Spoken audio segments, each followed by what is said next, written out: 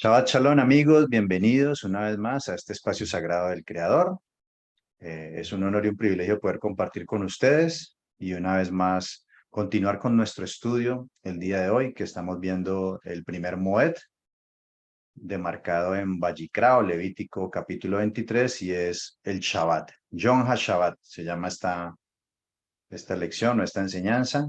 Hoy creo que estamos empezando nuestra clase número 3, si mal no recuerdo. Bueno, creo que es la clase número 3. Y el día de hoy vamos a continuar con lo que veníamos tratando. Para el día de hoy, así como lo hice la semana anterior, voy a compartirles algunos libros de los cuales me he basado para esta enseñanza. Y uno de ellos es la Mishnah, ¿sí? Texto de ley oral judía. Tenemos otro texto que es el comentario del contexto Por esa del Nuevo otra Testamento. Bueno, tarde y esa es otra porquería. Uy, no. escucho por ahí algunas voces, si me colaboran con el micrófono, por favor. Y cantando eso, y ahí dice, hola, pues no le dicen nada, ¿no? Oiga, Por favor. Ok. Ok, continuamos. Les decía que el texto de la Mishnah y tenemos aquí este texto que es el comentario del contexto cultural de la Biblia, Nuevo Testamento de Craig Kenner. Y por último tenemos un comentario bíblico histórico de Alfred Edersheim, ¿sí? Un hombre que fue judío y estudió todo este tema judío, la Mishnah, el Talmud y todo ello, y luego se convirtió en católico. Increíble, pero tiene un conocimiento profundo pues del tema histórico y demás, y hizo un comentario muy bueno, el cual podemos extraer muchas cuestiones ahí. Vamos a compartir mi pantalla y vamos a iniciar. La semana pasada estábamos viendo precisamente este tema de la Torá oral, que luego se compiló en la Mishnah, y estábamos viendo pues toda esta tradición que se empezó a formar, ¿sí? Y hablábamos de las 39 labores o Avot Melajá que se derivaron de acuerdo a esta interpretación oral que hacía parte de la cosmovisión farisea, y esto hay que aclararlo, era solamente de los fariseos, y hablamos de las 39 labores que se derivan precisamente o lo derivan ellos de Éxodo 31, ¿no? Que tenía que ver con todo lo que tiene que ver con la labor que se realizaba en el tabernáculo, ¿sí? De la construcción del tabernáculo, y de ahí se derivan esas Avot Melajá, que eran como los padres o formas de trabajo de las cuales en Shabbat se debía abstener, y que de esas 39 labores, de cada una de ellas se derivaban otra cantidad de cosas que no se podían hacer en Shabbat, que es lo que llaman las Toladot, ¿sí? Y estuvimos viendo algunos ejemplos de Avot Melajá y de Toladot, que se derivaban de ellos, y estuvimos viendo aquí las 39 labores, sí, que algunos dicen que se derivan precisamente de esas 39 labores que no se podían hacer en el templo, o en el templo no, que surgieron de esas 39 labores que se hacían para construir el templo. Y estuvimos viendo, de hecho les dejé una tarea, espero que la hayan hecho, donde estaban esas 39 melajot, y se explicaba en uno o dos párrafos en qué consistía más o menos. Esa explicación que ustedes vieron ahí, bueno, es una explicación ya moderna de una página llamada Chabad, que ya es lo que conocemos como el judaísmo ortodoxo. Hoy, para empezar, quiero explicarles un poco acerca de esto, de cómo surgió el judaísmo ortodoxo o cómo fue descendiendo todo este tema de la ley oral. Y para ello quiero que nos remitamos a este cuadrito, ¿sí? Hablando del judaísmo temprano, de cómo surgió, y entonces tenemos que ya, digamos, hablar del exilio babilónico, cuando se dividen las dos casas, y la casa de Judá acá en el exilio babilónico. Entonces, más o menos en esa época se empieza a formar pues un tipo de judaísmo, ¿no? Y empieza con la era de los Sugot. La era de los Sugot, de acuerdo a este cuadrito que tengo yo aquí, que es lo que se conocería como el judaísmo temprano, empieza en el año 500 antes de la era común, o sea, antes del Mesías, y va hasta el año 70 del primer siglo, o sea, de la época del Mesías. ¿Qué significa Sugot? Bueno, la palabra Sugot es un plural hebreo que viene de la palabra Sugá, que significa par. En este caso, Sugot significa pares. Esa época de los pares, para ser más exactos, empieza alrededor del año más o menos 220 antes del Mesías, ¿sí? Que empieza a formarse hasta más o menos el año 70 o el año, sí, 200 más o menos, antes del Mesías. Digamos que a partir de este año 500, pues empieza a ir formando toda una serie de tradiciones, pero digamos que toma fuerza, o la época de los Sugot, para ser más exacto, que son estos pares, que es una pareja de sabios prominentes dentro del pueblo, estudiosos de la Torá, y que analizan todo este tema teológico y empiezan a desarrollar todas estas tradiciones e interpretaciones, se van transmitiendo oralmente. Dentro de estos pares, solamente hubo, digámoslo así, 5 pares, que empiezan más o menos alrededor del año 200 antes del Mesías. Y el último par de estos hombres sabios llegaron hasta la época del Mesías, que yo sé que aquí lo hemos mencionado mucho, que son Shammai o Hillel y Shammai.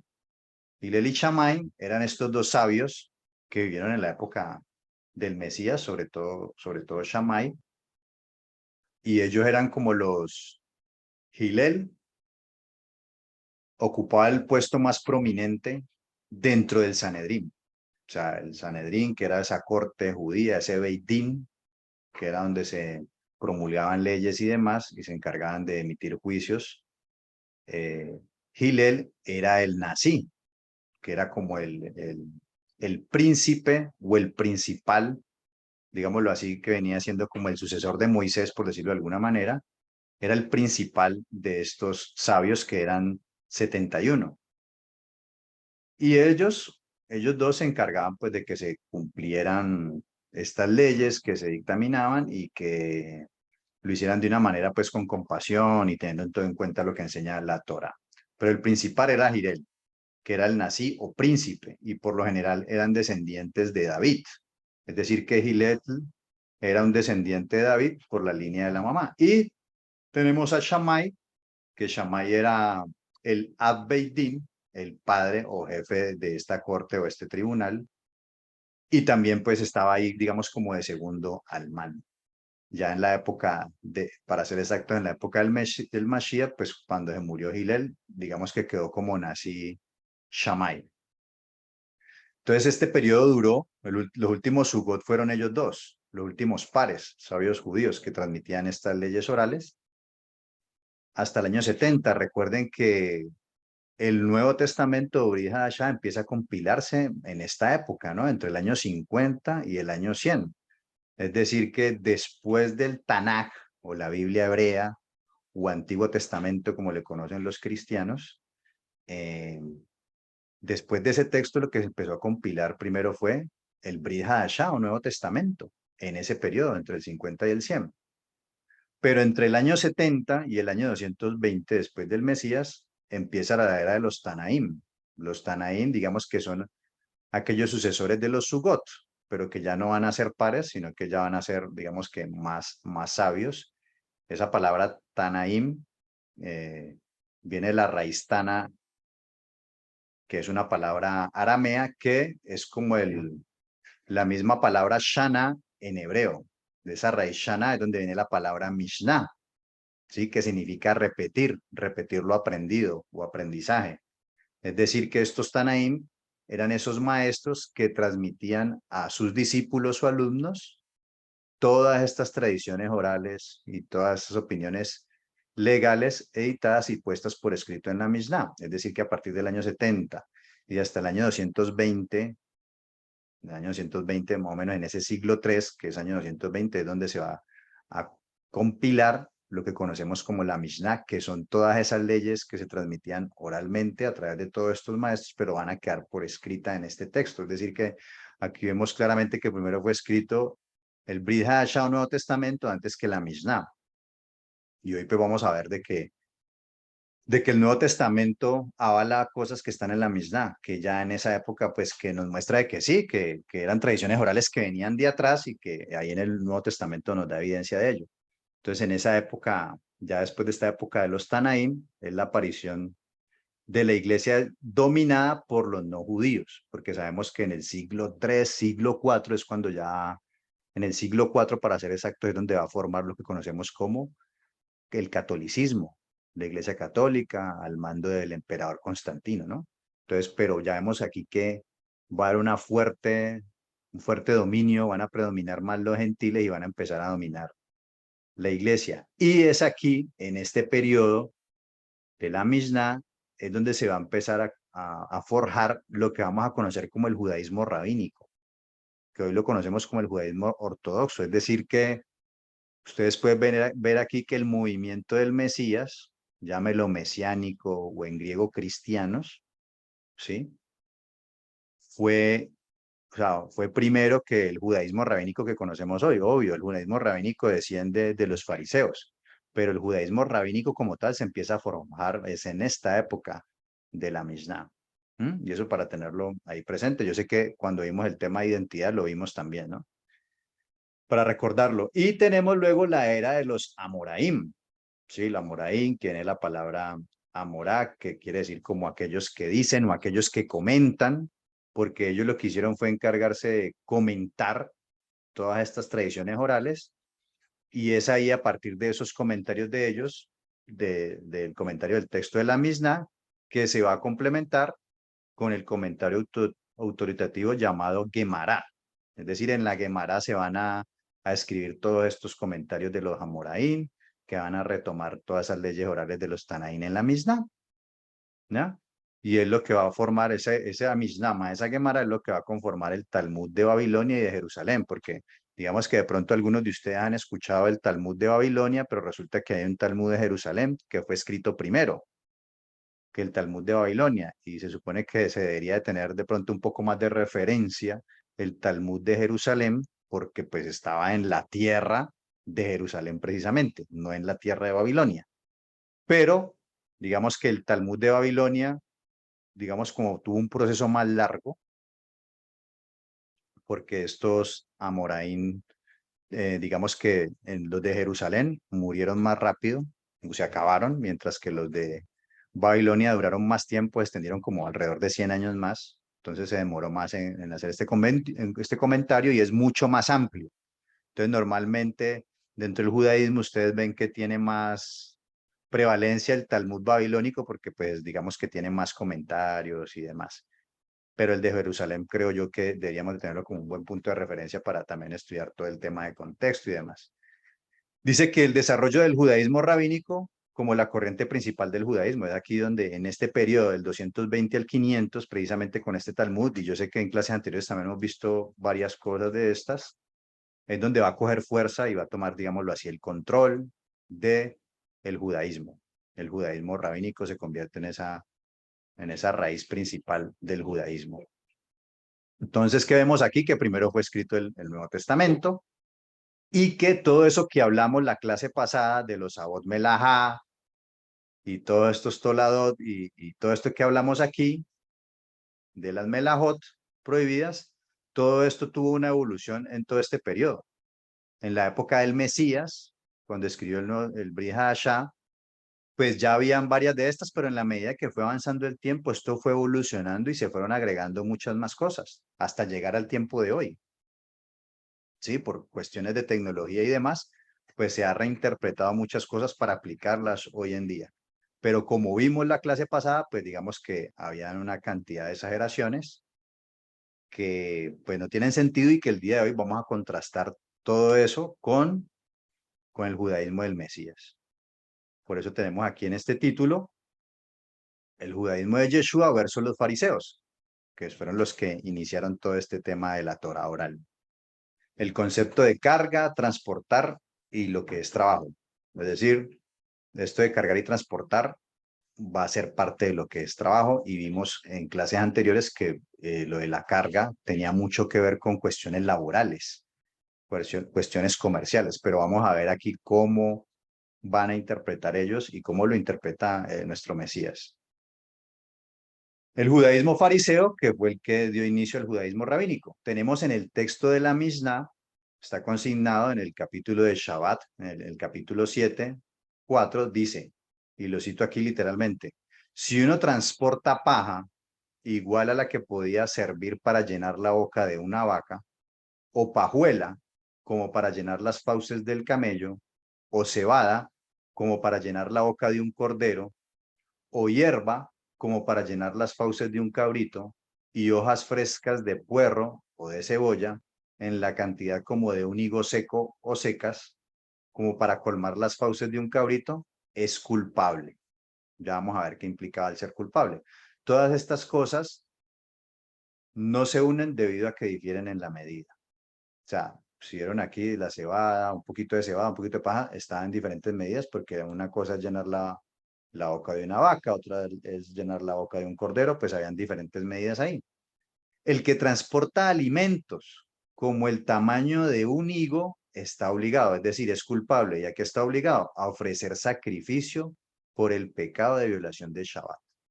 Entonces, esto aquí es importante, a ofrecer sacrificio por el pecado de violación de Shabbat, es decir, que usted transportaba un higo, ya estaba violando Shabbat y era culpable. Ahora, ¿cómo era un higo? Los higos suelen medir entre 6 o 7 centímetros de largo y 4.5 a 5 centímetros de diámetro, aunque el tamaño varía según pues, la variedad del higo. Aquí vemos una mano de un hombre en el cual hay 4 higos, pero usted con transportar un solo higo ya está quebrantando el Shabbat. Eso dentro de la mentalidad farisaica, ¿no? Y eso tenemos que aclararlo muy bien.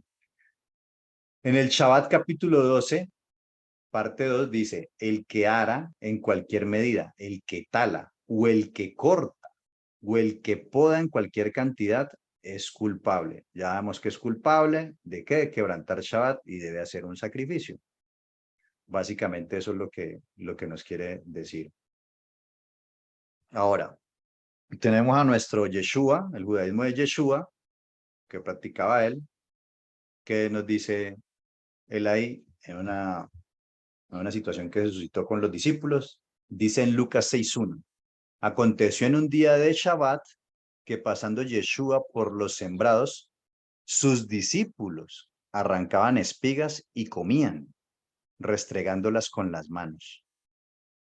Y algunos de los fariseos les dijeron, ¿por qué hacéis lo que no es lícito hacer en los días de reposo? Entonces ya vimos que el solo arrancar cualquier cantidad de cualquier cultivo de lo que estaban arrancando, pues ya era una violación al Shabbat de acuerdo a la visión farisaica. Y si aparte de eso la estaban restregando, bueno, eso podría ser también considerado como trillar. O sea que ya ahí teníamos de alguna manera, dos razones para pensar que ellos estaban quebrantando Shabbat de acuerdo a la visión farisaica. Dice, respondiendo Yeshua les dijo, ¿ni aún esto habéis leído? Lo que hizo David cuando tuvo hambre él y los que con él estaban, cómo entró en la casa de Elohim y tomó los panes de la proposición, de los cuales no es lícito comer, sino solo los sacerdotes, y comió y dio también a los que con él estaban, a los que estaban con él, y les decía, el Hijo del Hombre es Señor aún del día de Shabbat. Y tenemos, digamos que este relato también se encuentra en los otros sinópticos, en los otros evangelios, en Marcos y en Mateo. Y en Mateo, aquí cité el final, básicamente es casi lo mismo, pero el final de estos, por ejemplo, en Mateo 12:16, que es donde está el relato, dice, pues os digo que aún mayor que el templo está aquí. Y si supieres qué significa misericordia quiero y no sacrificio, no condenaríais a los inocentes, porque el Hijo del Hombre es Señor del día de reposo. Y en Marcos 2:27 dice, también les dijo, el día de reposo fue hecho por causa del hombre, y no el hombre por causa del día de reposo. Por tanto, el Hijo del Hombre es Señor aún del día de reposo. Entonces vemos aquí que toda esta tradición oral ya en este momento del primer siglo pues ya existía. Y estamos viendo que los discípulos del Mesías, el Mesías lo están confrontando. Mire que no fue él, de todas formas no fue él el que arrancó estas espigas si no fueron los discípulos. Pero en el contexto de ellos, pues le hacían el reclamo al maestro porque el maestro se hace responsable de lo que hacen sus discípulos. Por eso le reclaman a él y él entra a defenderlos. ¿Y con qué los confronta? Le hace una analogía de alguna manera lo contrasta con la Torá, con la palabra, ¿no? Lo contrasta con textos de los profetas y empieza a mostrarles a través de la escritura, los confronta con las mismas escrituras, cómo pues esto no aplica, que eso que ellos están haciendo pues no es correcto. En aquel momento, pues los fariseos no podían, digámoslo, inculparlo. O sea, en esa época había muchas diferencias dentro de los mismos fariseos, habían diferentes formas de pensar. Recuerden que estaba la escuela de Shammai y Hillel, y pues tenían también diferentes interpretaciones con varios puntos, incluso con respecto al día de reposo. Entonces, si el Mesías los confrontaba aquí con la misma palabra y los dejaba callados, no tenían cómo inculparlo de nada, porque en un debate de maestros simplemente el Mesías los había dejado callados y si no le respondieron es porque finalmente el Mesías había ganado el debate. Pero eso para la interpretación de algunos de estos grupos fariseos, pues obviamente les generaba escozor. Entonces, él les dice y les cita el texto de donde David, no es que David, en esa época no había templo, sino que era el tabernáculo. Y no era permitido que cualquier, digámoslo así, cualquier israelita que no fuera de la tribu de Leví o que no fuera ni siquiera de la tribu de Leví, que no fuera del sacerdocio, podía comer pan. Pero entonces él aquí empieza a mostrarles cómo aplicar también estos principios de interpretación que ellos manejaban en el primer siglo y el Mesías de alguna manera está aplicando el principio de interpretación de Calvin Homer, que es mayor y menor peso, y que eso lo vamos a ver ahorita en los otros textos que vamos a citar aquí, de mayor y menor peso, de que tiene prevalencia sobre algunos mandamientos el tema de la vida, ¿no? Porque recuerden que los mandamientos, y lo hemos leído, fueron dados para vida. Entonces, prevalece la vida muchas veces por encima de algún mandamiento. Entonces, lo que está haciendo eso, o sea, ellos tenían hambre, estaban siendo perseguidos por el rey Saúl, y el rey David se acerca a uno de los sacerdotes y les pide que le regale un pedazo de pan, y bueno, si ustedes van y leen el relato, se dan cuenta que, que él le dio sí de esos panes que solo podían comer los sacerdotes, pero estaba en una situación, habían dos cosas, estaba en una situación extrema, donde había hambre y prevalecía la vida, y lo otro es que cuando conocemos el tema de cómo es el protocolo del templo, nos damos cuenta que previo al Shabbat se cambiaban los panes de la presencia que estaban en el Mishkan o en el templo, tabernáculo templo, permanecían durante una semana ahí y permanecían frescos. Pero cada 8 días previo al Shabbat se cambiaban. Lo que se le dio a David fue de esos panes que habían cambiado, no los panes que estaban adentro, sino que ya los habían cambiado, digámoslo así, los panes viejos. Y no fue dentro del templo, sino fuera no, perdón, no dentro del tabernáculo, sino fuera del tabernáculo. Simplemente se le dio eso.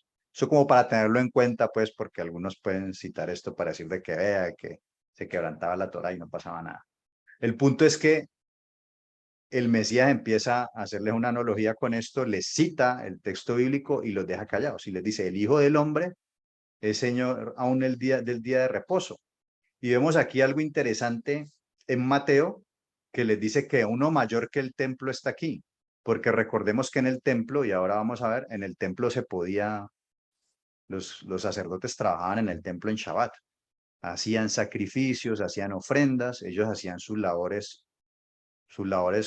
normales y de hecho en el Shabbat se hacían ofrendas adicionales, o sea que trabajaban aún más que cualquier día regular. Entonces él les dice, pues lo que quiere contrastar aquí es que, mire, si en el templo se puede trabajar, pues aquí está uno mayor que el templo. Y dice, y si supieses qué significa misericordia quiero y no sacrificio, no condenarías a los inocentes. O sea, ellos por cualquier cosa, con todas estas leyes que han establecido, todo el mundo era culpable, porque imagínense, y ahorita vamos a ver, pues eso es una cantidad de leyes, si ustedes leyeron cómo hacía la gente para aprenderse todo ese tipo de leyes que ellos habían colocado, pues la gente mantenía sintiéndose pecadora porque por cualquier motivo quebrantaban el Shabbat y tenían que llevar sacrificios. O sea que prácticamente de alguna manera, pues no sé si se habrá vuelto un negocio de estar llevando sacrificios allá.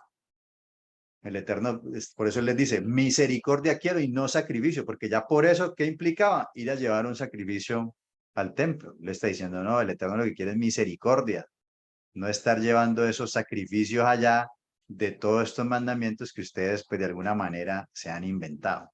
Dice, y no condenaríais a los inocentes, es decir, le está diciendo, ellos son inocentes, ellos no han quebrantado el mandamiento del Creador, han quebrantado los mandamientos de ellos y de algunos de esos grupos, porque no era de todo lo que pensaba el pueblo. Dice, porque el Hijo del Hombre es el Señor del día de Shabbat. Y en Marcos dice, también les dijo, el día de reposo fue hecho por causa del hombre y no el hombre por causa del día de reposo. De hecho, cuando vemos la creación, el Eterno laboró, en el día sexto creó al hombre y luego estableció el Shabbat. O sea que primero fue creado el hombre y el Shabbat fue dado al pueblo en un contexto donde eran esclavos, donde no podían descansar y el Eterno les da ese Shabbat como sinónimo o símbolo de libertad y de liberación y les dice que lo guarden para que recuerden pues el pacto que tienen con él y que son libres, que ya no son esclavos. Entonces el Shabbat fue hecho para el hombre. No el día de reposo fue hecho a causa del hombre, no el hombre a causa del Shabbat. No fue que se creó el Shabbat, colocaron a esos miles y miles de leyes que ellos habían establecido y metieron al hombre ahí y tenía que someterse a todas esas presiones. No, no es así.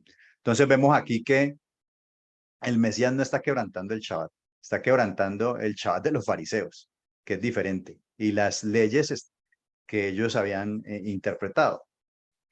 Ahora, cuando vamos a la misma Torá, a la misma palabra del Creador, vemos en Deuteronomio 23:24, dice, cuando entres en la viña de tu prójimo, podrás comer uvas hasta saciarte, mas no pondrás en tu cesto.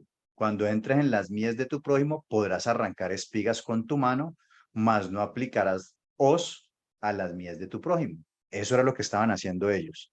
Ellos entraron a comer espigas en un cultivo de alguien desconocido y arrancaron y comieron. Ellos no utilizaron ni hoz, ¿sí? Porque no estaban segando, ni mucho menos, simplemente arrancaron un puñado para comer y vemos que en el mismo Deuteronomio, en la misma Torah lo permitía. Ahora, ya la ley fariseica, la interpretación de ellos, colocaron que esto no se podía hacer en Shabbat, pero en la Torah en ningún lado dice, porque pues ya estudiamos qué es lo que enseña la Torah y en ningún lado dice que no se podía hacer eso. Al contrario, habla de que se puede y no especifica que en Shabbat no se pueda.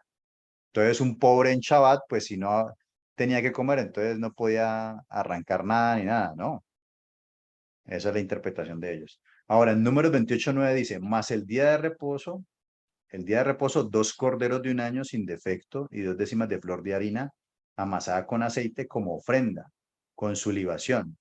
Es el holocausto de cada día de reposo, además del holocausto continuo y su libación.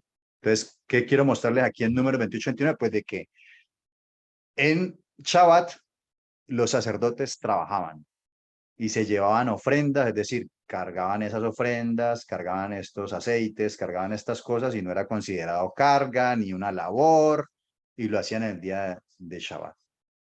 Ya ellos que, digamos que elevaron demasiado estos mandamientos dentro de su interpretación y bueno, generaron todo este caos. Ahora, trayendo eso al día de hoy de la lectura que les coloqué a hacer, de la evolución de todo esto en el judaísmo rabínico de hoy, de la página Jabat, por ejemplo, dice cosechar. Cualquier actividad que desencadene como consecuencia que una planta quede desconectada de su fuente de alimento es considerada a los efectos el trabajo de cosechar. O sea que hoy en día, si usted arranca una matica o un frutico de una matica en Shabbat, pues está cosechando. Los frutos cosechados en Shabbat o Yom Tov, días buenos, incluso por un no judío de su campo, nos están prohibido consumir hasta la culminación del día. O sea que no se puede arrancar ni se puede comer. Aventar consiste en separar la cáscara del grano. La prohibición en la actualidad consistiría, por ejemplo, a la hora de comer maní con cáscara y luego de haberla separado con los dedos, soplamos para que se vuele la cáscara y nos quedamos con el grano en la mano. El procedimiento correcto sería elegir con la mano los granos y comerlos luego de descartar las cáscaras que haya quedado en la mano. O sea que mire que hasta eso hay una cantidad de minucias que hoy en día sabemos cómo fue la evolución de todo ello. Ahora vamos a tener como referencia otro texto ahí del mismo Brit Hadashah, donde vamos a ver un poco el tema del judaísmo fariseo, las escuelas de Shammai y Hillel, que también no estaban de acuerdo en algunas cosas con respecto al tema del día de reposo, el judaísmo de los esenios, que era, si nos parece que los fariseos era estricto, por ejemplo, los esenios eran peor de estrictos, y si nos vamos a los samaritanos, que recuerden la historia de los samaritanos, que eran también descendientes de la casa de Israel, pues esos eran mucho más estrictos que todos. Pero bueno, aquí vamos a citar un poquito los esenios. Y el judaísmo de Yeshua, la interpretación de Yeshua, dice en Mateo 12:9, pasando de allí vino a la sinagoga de ellos, y he aquí había allí uno que tenía seca una mano, y preguntaron a Yeshua para poder acusarle, mire, ¿es lícito sanar en el día de reposo? Si nos vamos a la Torá, en algún texto dice que no se puede sanar en día de reposo, de lo que hemos leído, y no dice. ¿En algún texto dice que está prohibido? No. Dice, él les dijo, ¿qué hombre habrá de vosotros que tenga una oveja y si ésta cayera en un hoyo en día de reposo, no le eche mano y la levante? Pues ¿cuánto más vale un hombre que una oveja? Por consiguiente es lícito hacer el bien en los días de reposo. Entonces dijo aquel hombre, extiende tu mano.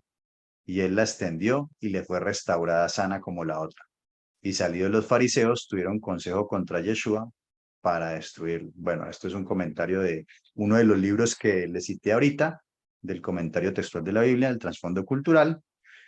Y vemos aquí varias cosas. Le hacen una pregunta, ¿es lícito sanar en día de reposo? Resulta que para la escuela de Shammai, que eran mayoría, eran más que los de la escuela de Hillel, que era una minoría, pero que después de la destrucción del templo prevaleció la línea de Hillel, a pesar de que digamos que en este momento del Mesías eran más los de la escuela de Shammai. La escuela de Shammai, por ejemplo, tenía prohibido para ellos en el día de Shabbat, no se podía orar por la sanidad de nadie. ¿Sí? Contrario a la escuela de Hillel. La escuela de Hillel sí tenía, o sea, para ellos sí se permitía orar por las personas y que fueran sanas, no había problema. Por otro lado, los esenios, cuando digamos que en este caso a ver, dentro de la escuela de Shammai no estaba permitido que ese día aún ni siquiera una persona fuera al médico. O sea, digamos cosas que no son debido a muerte, si estás con una enfermedad que no te va a matar o algo así, no puedes ir al médico. Si es algo donde pues sí está en riesgo la vida, ahí sí se puede ir al médico. En este caso, pues digamos la lepra que tenía digamos la mano seca que tenía este hombre, pues era algo, un detalle menor. Entonces dentro del judaísmo de los fariseos de la línea de Shammai, pues eso no estaba permitido porque eso era algo sencillo como ir al médico, dentro de la visión de ellos, o sea, no era algo que implicaba vida o muerte. Entonces ellos lo ven como algo pecaminoso. La escuela de Hillel saben que era un poco más liberal y permitía esto. En esa época también era costumbre hacer hoyos en el suelo para atrapar a animales depredadores que se iban a comer el ganado, pero resulta que en algún momento al hacer estos hoyos pues también podía caer uno de los animalitos del ganado. Dentro de los fariseos, tanto de Shammai como Hillel, estaba permitido pues rescatar al animal en Shabbat, contrario al judaísmo de los esenios. Los esenios sí estaba prohibido, si así le haya caído el ganado en Shabbat no se puede hacer eso. Entonces mire que ellos eran mucho más estrictos que los mismos fariseos. Entonces él apela, porque aquí está hablando con fariseos, apela a una regla de interpretación que es muy conocida y que se marca mucho en el Brit Hadashah cuando habla el Mesías, que dice cuánto más. ¿sí? La regla de Cal Bahomer, que es de mayor y menor peso. Entonces él aquí aplica, si una oveja que tiene menos valor de un hombre, que un hombre ustedes la rescatan en Shabbat, pues a ver, ¿cuánto más un hombre? Porque un hombre vale más que un animal. Eso es lo que está aplicando ahí. Por eso digamos que ellos no tenían un poder legal de los fariseos para acusarlo y destruirlo, pero entonces lo que hacían era conspirar contra él. Pero aquí una vez más vemos de que él no estaba quebrantando el Shabbat. De hecho, les dice, es lícito hacer el bien en los días de reposo. Y tenemos el ejemplo de que el día de reposo precisamente nos recuerda eso, de que son libres y que hay que hacer lo bueno. Lo bueno hay que hacerlo todos los días, ¿sí? No es que en día de reposo, en día de Shabbat, no puedo hacer lo bueno. Quiere decir que, por ejemplo, lo que nosotros muchas veces hacemos aquí al final cuando terminamos esta reunión, oramos. ¿Oramos por quién? Por los enfermos, por gente que está padeciendo problemas. De acuerdo a la visión farisaica, si estuviéramos en el primer siglo, me estarían acusando porque estoy trabajando en día de reposo. O sea, no podría hacer eso. Es decir, que todos nosotros seríamos unos pecadores a los ojos de estos fariseos. ¿Qué hacemos nosotros? Lo que hacía Mashiach, orar por los enfermos. Y en Shabbat, pues con mayor razón, que es un día de liberación, un día de hacer lo bueno. Sigamos, tenemos otro caso acá en Lucas 13, versículo 10, dice lo siguiente. Enseñaba Yeshua en una sinagoga en el día de reposo, día de Shabbat, y había allí una mujer que desde hacía 18 años tenía espíritu de enfermedad y andaba encorvada y en ninguna manera se podía enderezar. Cuando Yeshua la vio, la llamó y le dijo, mujer, eres libre de tu enfermedad. Mire lo que le dijo, mujer, eres libre de tu enfermedad. Bueno, esa expresión la utilizaban los médicos en aquel entonces para alguna sanidad y también la utilizaban pues cuando había una liberación demoníaca o algo de ese estilo. Digamos que esa frase era utilizada en ese contexto. El problema es que estaba haciendo en Shabbat. Dice, y puso las manos sobre ella. O sea, colocó las manos sobre ella. Bueno, eso de colocar las manos sobre ella, ¿eso sabe qué es? Trabajo. Dentro de la mentalidad fariseica. Usted está trabajando, hizo un trabajo. Dice, y ella se enderezó luego y glorificaba a Dios. Pero el principal de la sinagoga, recuerden que las sinagogas estaban dominadas por los fariseos. Los que tenían control del templo eran los saduceos. Dice, el principal de la sinagoga, enojado de que Yeshua hubiese sanado en el día de Shabbat, dijo a la gente, 6 días hay en que se debe trabajar. En estos pues, venid y sed sanados, y no en día de Shabbat. Mentalidad fariseica. Para los fariseos, eso que estaba haciendo Yeshua, colocar las manos y orar, eso era trabajo. Para que vean ustedes. Entonces el Señor le respondió y dijo, hipócrita, cada uno de vosotros no desata en el día de reposo su buey o su asno del pesebre y lo lleva a beber. O sea, digamos que un pastor de ovejas o alguien que tenga ganado, pues dentro del trabajo de él es que desatar el ganado y llevarlo a comer. Eso hace parte de la labor de él. Entonces lo que le estoy diciendo, pues en Shabbat, ¿qué? No los va a desatar, sino que los va a dejar aguantando hambre, pues los saca a comer y a beber. Dice, y a esta hija de Abraham, que Satanás había atado 18 años, no se le debía desatar de esta ligadura en el día de reposo. ¿Sí? Mire que dice acá, mujer, eres libre de tu enfermedad. ¿Por qué qué? Porque estaba atada. ¿Y qué fue lo que hizo el Mesías? Desatarla de esa ligadura en Shabbat. Al decir estas cosas se avergonzaban todos sus adversarios, pero todo el pueblo se regocijaba por todas las cosas gloriosas hechas por él. O sea, él ahí utilizaba el mismo argumento y la misma regla interpretativa de Calva Homer, mayor y menor peso. Está contrastándolo con el tema de los animales, quién es más importante, y le está dando libertad. ¿Sí? Recuerden que el Shabbat precisamente es símbolo y señal de libertad, que era lo que hacía el Mesías. Recuerde que por allá creo que en Lucas 4, donde dice, el espíritu de Adonai está sobre mí. hablando que él salió en la sinagoga, en una sinagoga, a leer la Haftará, la porción de los profetas, y abrió en el rollo del libro del profeta Isaías. Y dice, el espíritu de Adonai está sobre mí, me ha enviado a dar buenas nuevas a los pobres, libertad a los cautivos. O sea, viene a liberar de ataduras, de todo esto. Y eso es lo que está haciendo él.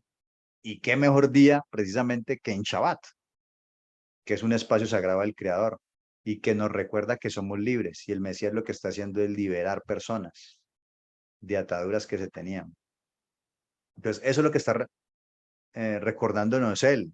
Está o sea, no es reinterpretando, está dando la interpretación correcta de la Torah que ya aquí, en este primer siglo, con todo esto que fue formando en los fariseos, pues se estaban desviando y estaban colocando una cantidad de arandelas y una cantidad de cargas sobre los hombros de los hombres.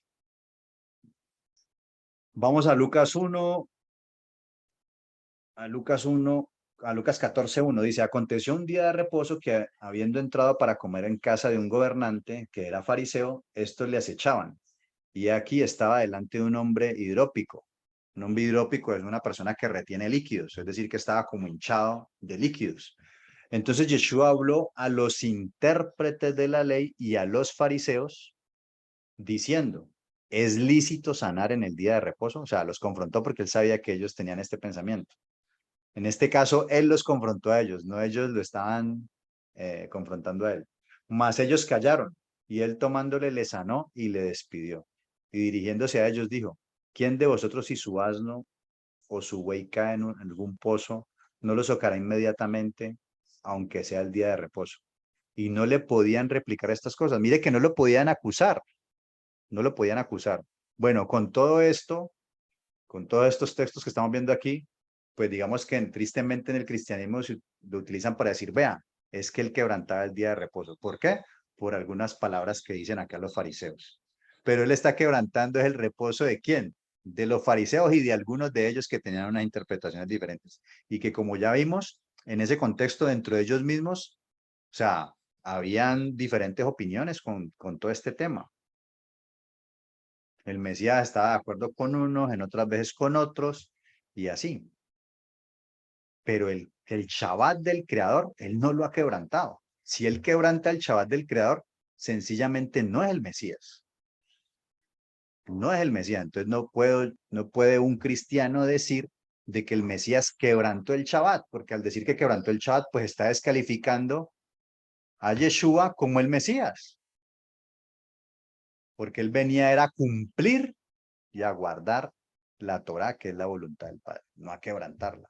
Entonces lo que él está quebrantando ahí es el Shabbat de los fariseos, con todas sus reglas, no no el de Adonai. Ahora vamos a contrastar acá lo siguiente. Esto aquí ya, digamos que esto que viene aquí ya es, me voy a ir al presente y me voy a devolver. Ya superamos estos de acá. Ya aquí vamos a entrar en otro tema, pues que también tiene que ver con el tema de lo que hizo el Mesías. El judaísmo rabínico de hoy, en la página jabad.com que ustedes leyeron, habla acerca de construir o destruir. Dice, incluso agregar a una construcción, ya sea tan solo un clavo o hacer un agujero en la pared, también se considera construir y por lo tanto está prohibido en Shabbat.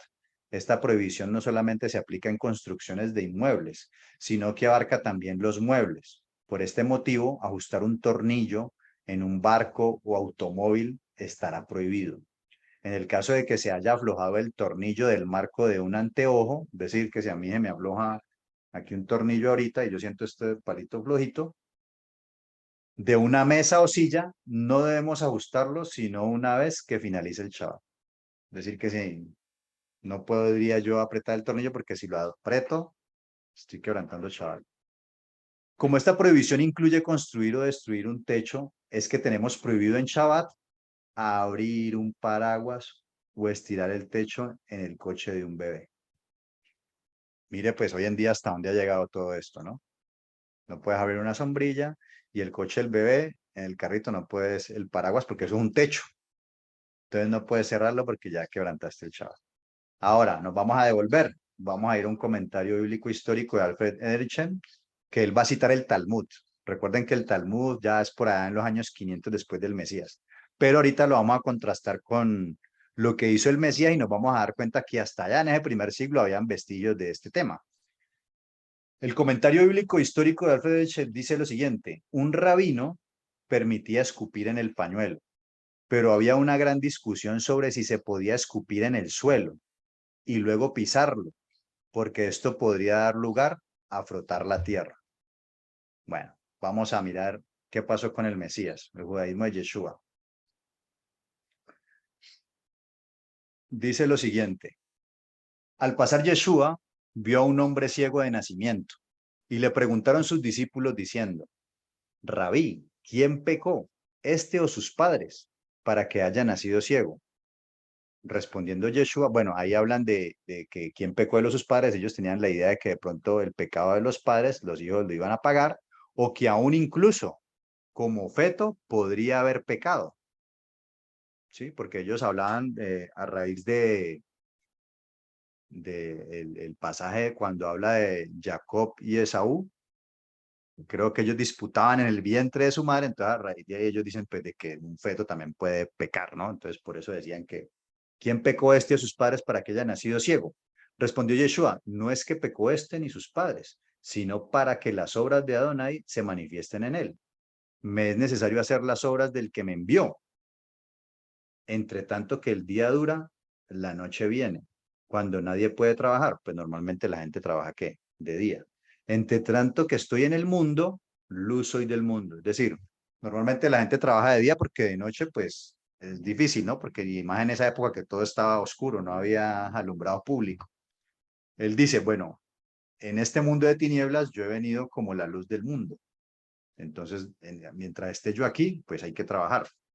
Dice, dicho esto, escupió en tierra e hizo lodo con la saliva y untó con el lodo los ojos del ciego. Ahora, dentro de esa interpretación farisaica resulta que, ¿qué dice el mandamiento? 6 días trabajarás y el séptimo día cesarás de toda labor. Y allá en la creación del universo dice que el Eterno creó, en 6 días creó este mundo y el universo y que el séptimo cesó. Y acuérdense cómo hizo Adonai al hombre, con barro, agua y polvo, barro.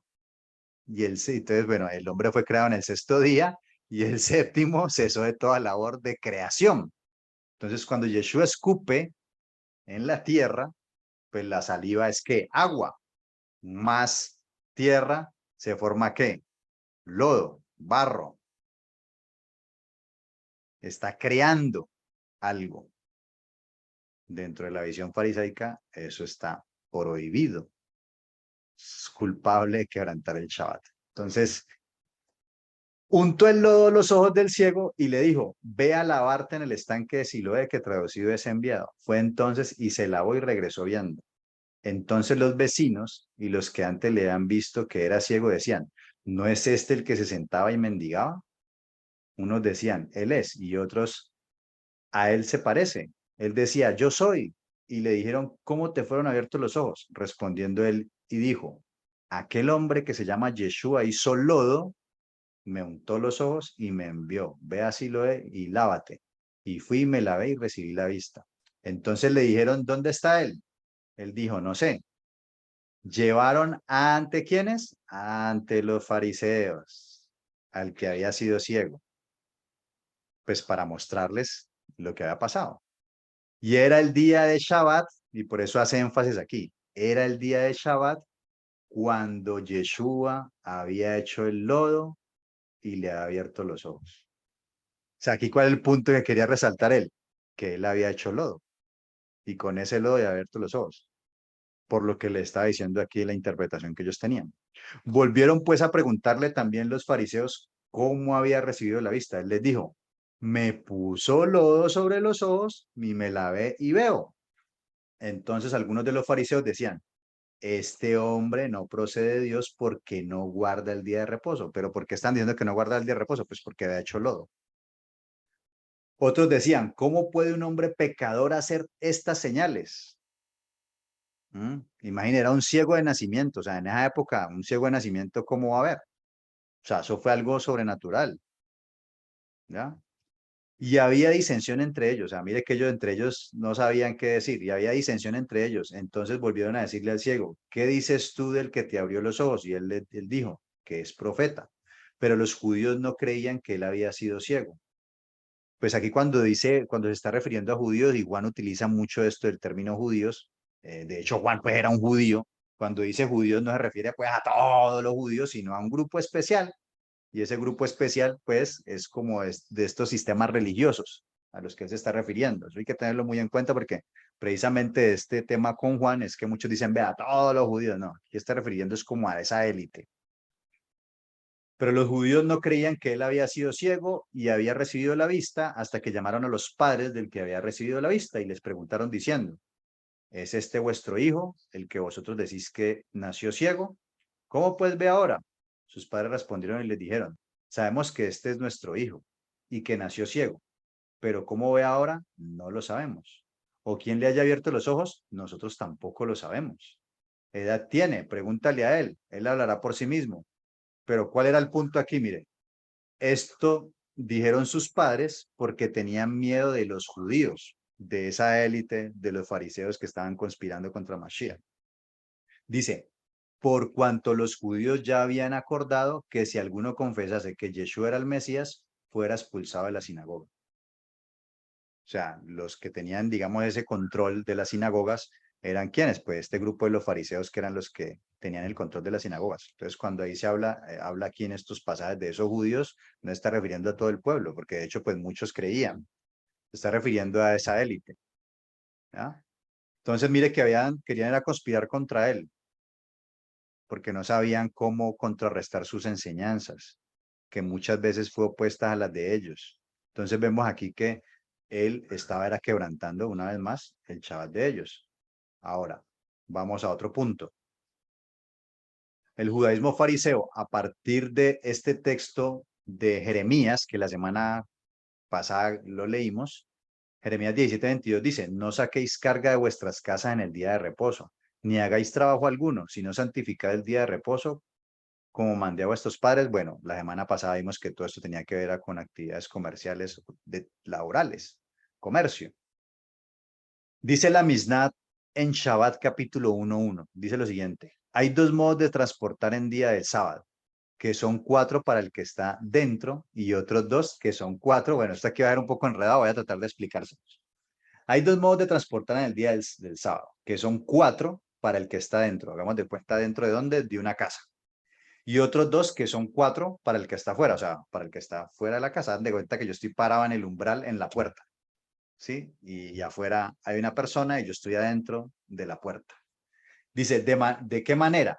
En el caso de que en Shabbat un pobre esté afuera y el dueño de la casa esté adentro, si el pobre introduce la mano y deposita algo en la mano del dueño de la casa, es decir, el pobre está de afuera y llega y me pasa algo, introduce la mano, pasa la puerta, introduce la mano y deposita algo en mi mano, al dueño de la casa, o si coge algo de aquel, yo tengo mi mano aquí con algo y él mete la mano y saca de la casa lo que yo tenía en la mano, entonces el pobre es culpable. Ya saben que es culpable, o sea, está quebrantando Shabbat. Y el dueño de la casa está exento, ¿sí? Siempre y cuando el que está afuera hace todo, ya sea que mete y deposita en mi mano o coge de mi mano y saca, él es culpable y el que está dentro de la casa está exento. Si el dueño de la casa saca la mano y deposita algo en las manos del pobre, y si retira algo de las manos del pobre y lo introduce, en este caso el dueño de la casa es culpable y el pobre no lo es. Es decir, que si yo estando dentro de la casa, yo siendo el dueño, el pobre tiene algo en la mano y yo saco la mano y cojo lo que él tiene y lo introduzco, o yo cojo algo de mi casa y se lo paso, una limosna pues, y se la paso a él, yo soy culpable ¿de qué? De quebrantar Shabbat, y él queda exento. Espero que así me estén entendiendo esto porque ahí no es enredado. Entonces, en este caso, el dueño de la casa es culpable y el pobre no lo es. Si el pobre introduce la mano y el dueño de la casa toma algo de ella o deposita en la misma algo y lo saca, ambos están exentos. Es decir, siempre haya una interacción entre los dos, cada uno hace algo, pues están exentos. Si el dueño de la casa saca su mano y el pobre recoge algo de las manos de aquel, o si deposita algo en sus manos y aquel lo introduce, ambos están exentos. ¿Ya? Entonces, bueno, espero que haya en algo haya ayudado a este enredo, pero miren todo lo que una persona tenía que tener en la cabeza, aparte de toda esa cantidad de cosas. Bueno, todo esto hay que tenerlo claro porque si no, por cualquier cosa, quebrantada. Es decir, que para vos dar una limosna, ayudar a alguien, había todo un complique también. En el capítulo 3 de la Mishnah, Shabbat capítulo 1:3, perdón, capítulo 1:3 dice, el sastre no ha de salir con su aguja. Pues el sastre ¿con qué trabaja? Con aguja, es decir, que la aguja es un elemento o un instrumento de trabajo. Entonces, el sastre no ha de salir con su aguja cuando ya esté próximo el oscurecer. No sea que se olvide y la transporte. Tampoco el escriba ha de salir con su pluma. Es decir, que si por ejemplo usted trabaja en una empresa en una sastrería, usted tiene una sastrería y pues usted trabaja con agujas. Y resulta que ya, bueno, son las 6 de la tarde, son las 5:30 de la tarde. Y me tocó salir y usted tenía una aguja ahí en el pantalón con las que usted trabaja. Usted salió y se fue para su casa. Pero si oscureció y usted estaba caminando con esa aguja, mi estimado amigo, usted quebrantó el Shabbat. Así de simple. Dice, tampoco el escriba debe salir con su pluma. Pues en esa época habían escribas que el trabajo de ellos pues, era copiar, era escribir. Si colocaba la aguja aquí y se olvidaba y salía, irse para la casa y lo cogió Shabbat con la pluma aquí, amigo, quebrantaste Shabbat.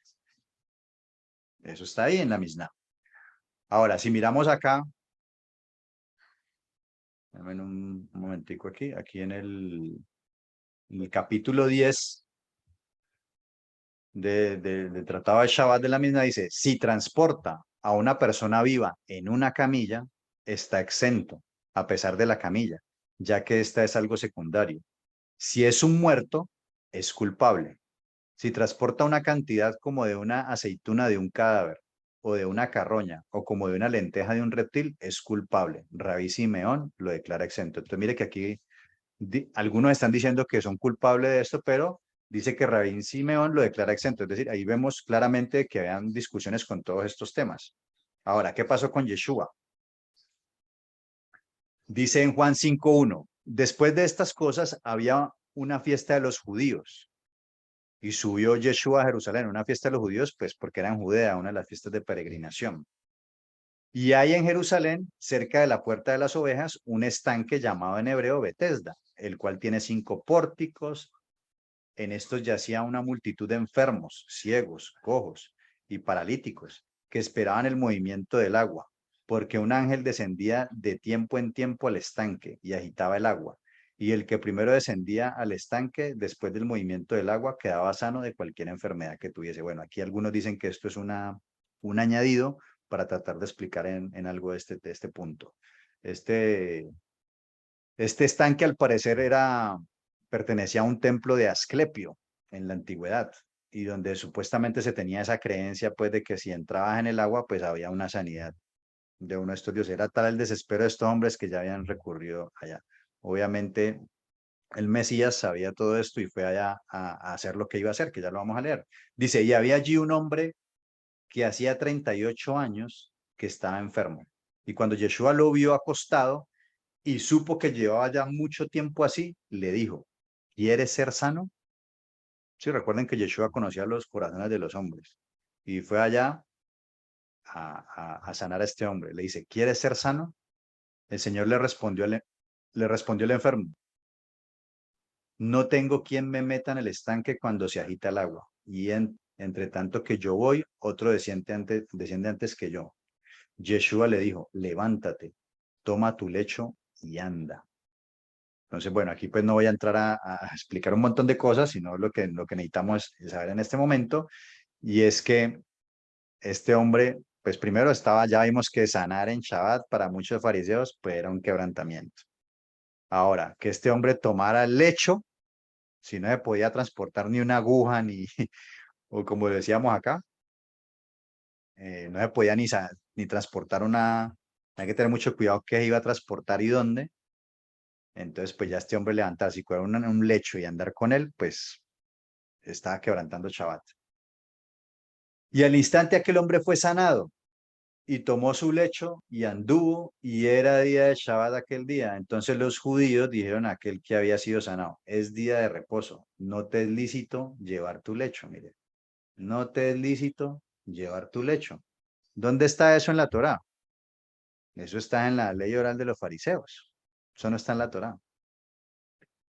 Él le respondió: el que me sanó, él mismo me dijo, toma tu lecho y anda. O sea, Yeshua estaba haciendo eso adrede para confrontar esas enseñanzas equivocadas de ellos. Entonces le preguntaron: ¿quién es el que te dijo, toma tu lecho y anda? Mire que ellos estaban más preocupados, aquí en este caso, no tanto por la sanidad, sino porque este hombre levantó el lecho.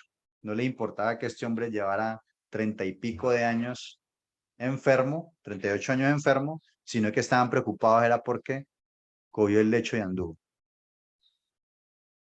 Dice, el que había después, perdón, ¿quién es el que te dijo, toma tu lecho y anda? Y el que había sido sanado no sabía quién fuese, porque Yeshua se había apartado de la gente que estaba en aquel lugar. Después le halló Yeshua en el templo y le dijo: mira, has sido sanado, no peques más para que no te venga alguna cosa peor. Entonces mire que al parecer aquí en este caso, este hombre sí, de pronto esa enfermedad que tenía, sí era producto del pecado, porque mire que el Mesías le dice que vete y no peques más para que no te venga alguna cosa peor. El hombre se fue y dio aviso a los judíos que Yeshua era el que le había sanado. Y por esta causa los judíos perseguían a Yeshua, ojo, por esta causa, y procuraban matarle, porque hacía estas cosas en el día de reposo. Y Yeshua le respondió: mi padre hasta ahora trabaja y yo trabajo. Pues de hecho el padre trabaja en el sentido de que pues las cosas, o sea, este mundo sigue andando por la palabra de él, porque él lo sostiene. Mi padre hasta ahora trabaja y yo trabajo. Por esto los judíos aún más procuraban matarle, porque no solo quebrantaba el día de reposo. Entonces mire que este texto, algunos cristianos, en el cristianismo, el catolicismo, cogen este texto y para decir: vea, es que él quebrantaba el día de reposo, eso no hay que guardarlo. O sea, a ver, cuando vamos al contexto, que estaba quebrantando el día de reposo, ¿de quién? De los fariseos, de acuerdo a la interpretación de ellos, no el Shabbat del Eterno. Yo creo que eso hasta aquí ya es bien claro con lo que hemos hablado. No hay necesidad de explicarle mucho a eso. O sea, él no quebrantaba el Shabbat del Eterno. El que escribió con el dedo Elohim, no, porque el espíritu del mandamiento no era ese. Imagínense, ellos estaban era pendientes de que una persona paralítica que no podía ni caminar de hace 38 años, y ellos estaban más pendientes de que porque él se levantó en Shabbat y caminó con la camilla, en vez de estar contentos de que este hombre pudo caminar. No, ellos estaban preocupados por eso. Mire cómo son las cosas. Sino que también decía que era, sino que también decía que Dios era su propio Padre, haciéndose igual a Dios. Entonces, él no quebrantó Shabbat. Y eso debe quedar muy claro. Así que cuando alguien les diga: no, el Shabbat no se puede porque mire que Jesús quebrantó el Shabbat, bueno, ubíquelo, explíquele qué es lo que estaba pasando. Ya aquí le hemos dado bastante herramienta y argumentos para ubicar a las personas. Las personas simplemente están repitiendo lo que les han enseñado, que tristemente ha sido mal y descontextualizado y contradictoria. Porque si decimos que Yeshua es el Mesías, pues no podemos decir que él quebrantó Shabbat. Ahora, trayendo eso al judaísmo de hoy, tenemos aquí un texto de cargar de un dominio a otro, pues que vemos que aquí también tiene que ver con eso. Y aquí, digamos que lo que vamos a leer, que es algo de hoy, pues acá vemos que acá se está aplicando. Existen, de acuerdo a la ley, 4 dominios. Dominio privado, que pertenece a una persona y está cercado en su totalidad con un cerco de 1 metro de altura aproximadamente como mínimo. Hay muchas leyes al respecto de las aberturas. Dominio público, que son calles, avenidas y ferias. Otro tercero, que es el Carmelit, que serían mares, desiertos y dominios privados que no reúnan las características mencionadas en el punto A y D. El punto A. Y está el cuarto, que es el Makom Patur, o sea, el lugar. La Torah prohíbe transportar en Shabbat desde un dominio privado a uno público o viceversa. También está prohibido transportar en la vía pública o Carmelit más de 4 pasos aproximadamente. Entonces vemos qué fue lo que pasó ya con el Mesías. Pues estaban en un sitio público y este señor cogió una camilla y la transportó desde un sitio público. Estaba prohibido. Bueno, aquí lo vemos en el día de hoy. Si encontramos algún objeto, mire por ejemplo esto. Si encontramos algún objeto en nuestro bolsillo al caminar por la calle en Shabbat, debemos arrojarlo, ni bien nos percatemos de ello. Debemos por ello cuidarnos de colocar objetos en nuestros bolsillos, justamente para evitar que esto suceda. No obstante, en Yom Tov está permitido cargar solo objetos que necesitamos para ese día. Entonces, mire, aquí estamos viendo un ejemplo de cómo todas esas leyes vienen desde ahí, ido evolucionando, se han especificado y se han agrandado. Ahora, bueno, ya yo sé que me di un poquito más adelante, pero quiero que terminemos este tema, por lo menos esto que quiero enseñarles hoy. La próxima continúa. Vamos a cerrar con estos pasajes. El judaísmo de Yeshua, en Juan 7:14 dice, más a la mitad de la fiesta de tabernáculos, más a la mitad de la fiesta, subió Yeshua al templo y enseñaba. Y se maravillaban los judíos diciendo, ¿cómo sabe este letras sin haber estudiado? Pues porque él no perteneció a ninguna de esas escuelas ni tuvo uno de estos rabí de aquel entonces que le enseñara. Dice, Jesús le respondió y dijo, mi doctrina, ¿sí?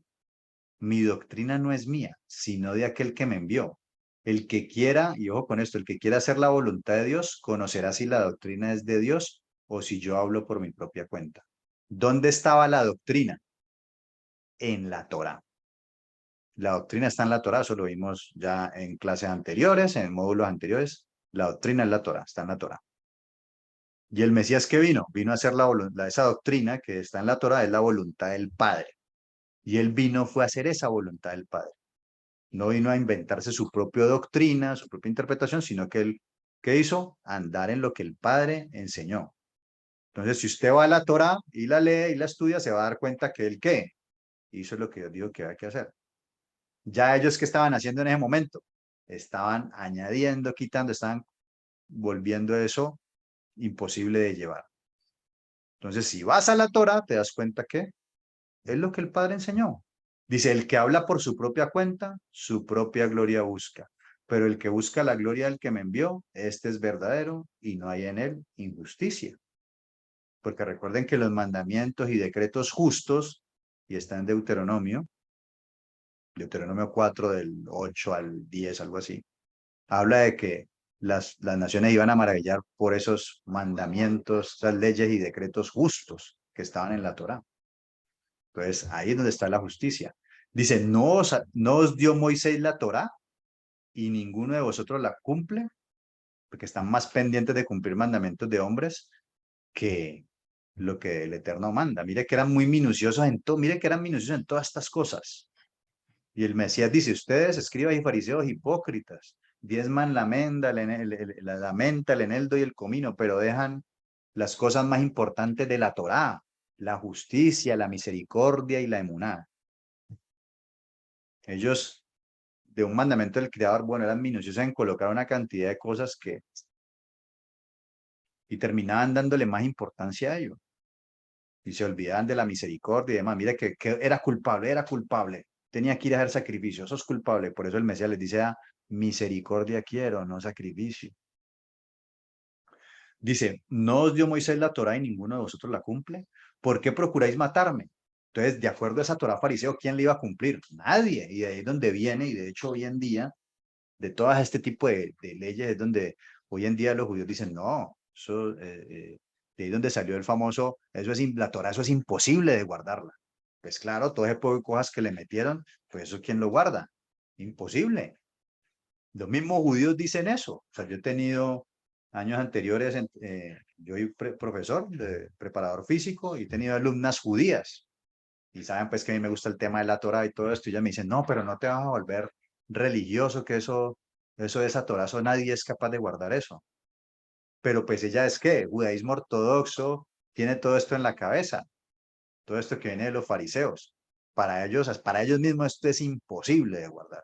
Y eso se transmitió en el cristianismo. En el cristianismo se transmitió eso de que la Torah es imposible de guardarla. Como si la Torah hubiera sido dada a extraterrestres. No, la Torah fue dada a seres humanos. Y Dios no nos va a dar algo que no vamos a poder hacerlo. Envió el Mesías a mostrarnos cómo debía ser, de que sí se podía. Porque mire todo en lo que habían caído ellos en el primero. En ese primer siglo, mire ya dónde estaba, cómo estaban las cosas. Por eso allá dice el mismo Juan, el apóstol Juan en una de las cartas, dice que los mandamientos no son gravosos. Los mandamientos no son gravosos. Dice, ¿por qué procuráis matarme? Respondió la multitud y dijo, demonio tienes, ¿quién procura matarte?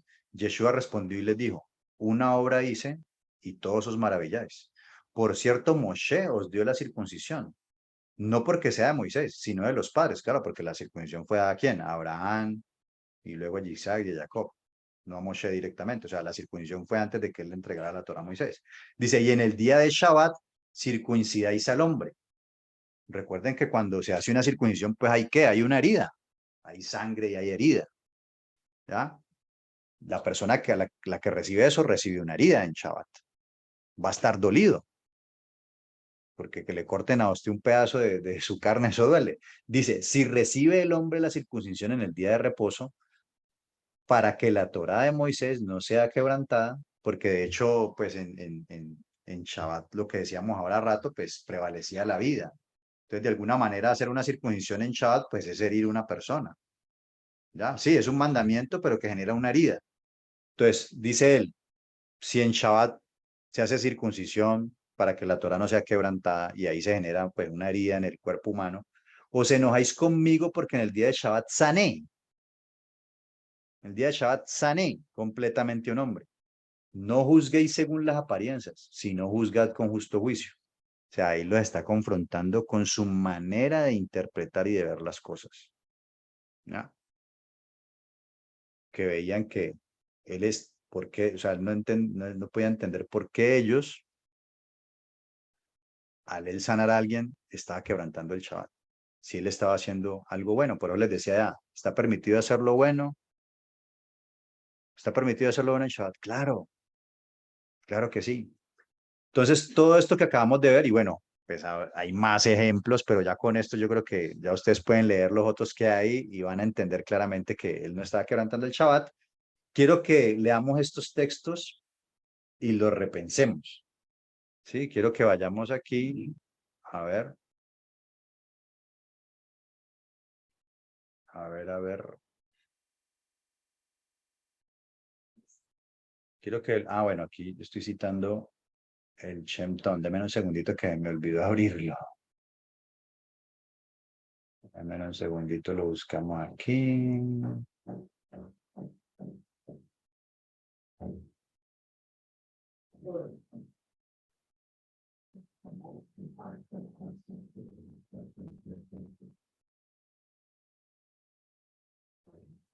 Vamos a buscar el capítulo 23. Ok, dice aquí que leamos el Mateo 23 del 1 al 4 del Shem Tov. Ok, Shem Tov es una traducción, es un evangelio de Mateo que fue encontrado hace muchos años, que fue escrito en hebreo. Es el, digamos que es el único de los libros del Brit Hadashah que se encontró un escrito en hebreo. Sí, los otros sí, solamente tenemos los textos griegos.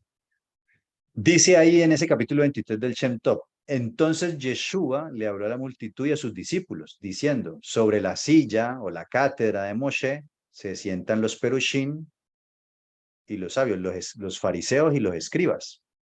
Así que todo lo que él les diga a ustedes, ¿sí? Y que era lo que pasaba en la cátedra de Moshe, pues que ellos leían la Torá. Ellos leían la Torá y luego pasaban ¿a qué? A dar sus interpretaciones, ¿sí? Entonces le dice, así que todo lo que él les diga, ¿quién? Moshe. Todo lo que Moshe diga en la Torá, cúmplanlo y háganlo.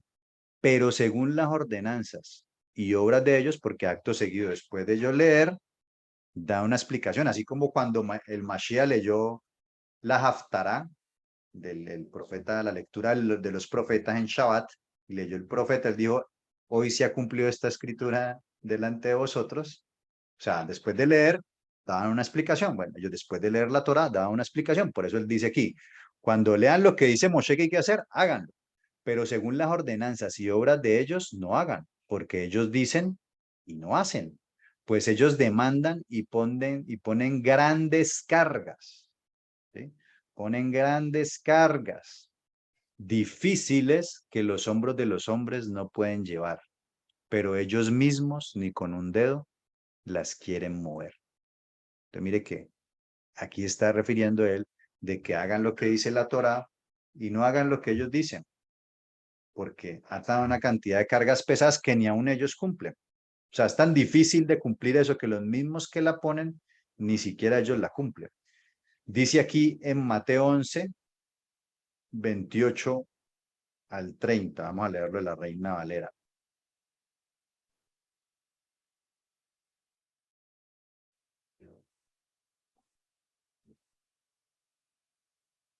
Dice aquí, dice el Mesías, venid a mí todos los que estáis trabajados y cargados, y yo os haré descansar.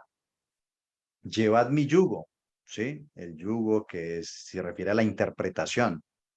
En aquella época, pues todos estos maestros, rabí de esa época, tenían sus discípulos y estos discípulos, digamos que llevaban el yugo de ese maestro y aplicaban la Torá de acuerdo a las enseñanzas de ese maestro. Él les está diciendo precisamente de qué venimos hablando todo aquí, todo este tiempo, pues de esas enseñanzas de esos maestros que ponían esas cargas sobre sus discípulos y sobre los hombres. Llevad mi yugo sobre vosotros. O sea, lleven mi interpretación, no la interpretación de ellos. Y aprended de mí, que soy manso y humilde de corazón, y hallaréis descanso para vuestras almas, porque mi yugo es fácil y ligera mi carga. A diferencia de las cargas pesadas de los escribas y los fariseos que estaban imponiendo sobre los hombres de los hombros de los hombres, Yeshua dice, llevad mi yugo, que mi yugo es fácil y ligera mi carga. Contrario a esto. Y por último, vamos a leer Mateo 5, 17 al 20. Mateo 5. Pero dice aquí que lo leamos desde la versión católica. Dios habla hoy. ¿Sí? Mire lo que dice aquí la versión católica. Dios habla hoy.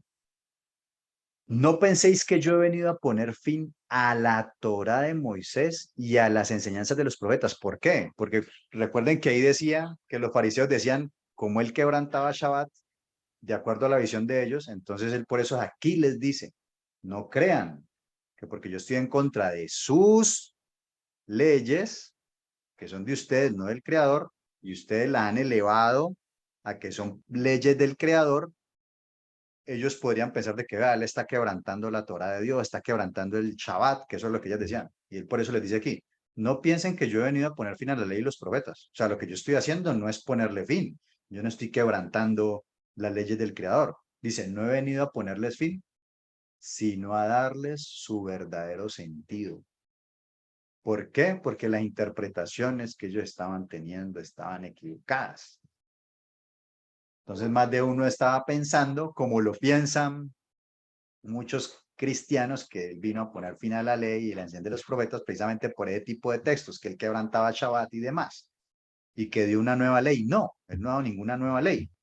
De hecho, cogen este capítulo, y eso lo estudiamos en la lección de introducción a la Torah, todo este pasaje del capítulo 5, que es el que del cristianismo muchos han dicho que esa es la nueva Torah que dio el Mesías. Y eso lo estudiamos todos estos versículos y nos dimos cuenta que él estaba citando profetas y estaba citando la Torah.